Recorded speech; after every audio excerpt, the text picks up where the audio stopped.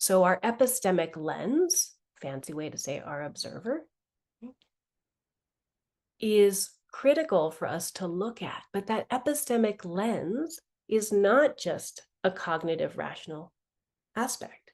That lens is a fully embodied, a fully somatic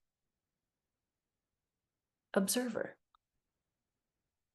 And that's part. So in our time together, we will be time and time again, right, with reoccurrence, foregrounding soma. And we will utilize soma as the portal through which we get to know the observer that we are.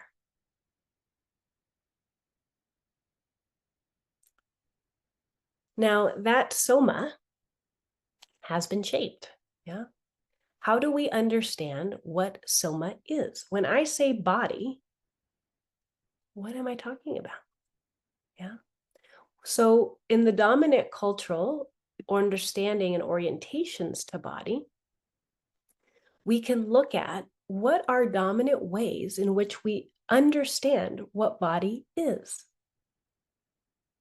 And someone mentioned, right? Oh, body, head up, right? There's a body. So dominant understanding of body is that it's simply a way to transport our head.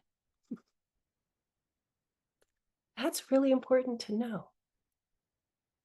If we hold body as a transporter of what matters, which is our head, how does that impact what we think we're going to be able to do with the body? So one of the dominant narratives that we can be attentive to in ourselves as well as in our clients, because it is a shared collective narrative, is body as head transporter. Another dominant narrative around body is body as sin. Yeah, body as sin. And so it's wonderful for us to bring these narratives often reside in the shadows. They often reside in the hidden aspect, but when we're able to bring them to the table and actually take a look at them, I think it provides so much beauty in terms of what we're able to now do that we weren't able to do before. So this unveiling, this uncovering of these can be considered fundamental assumptions about body when we look at these dominant narratives. Body is sin.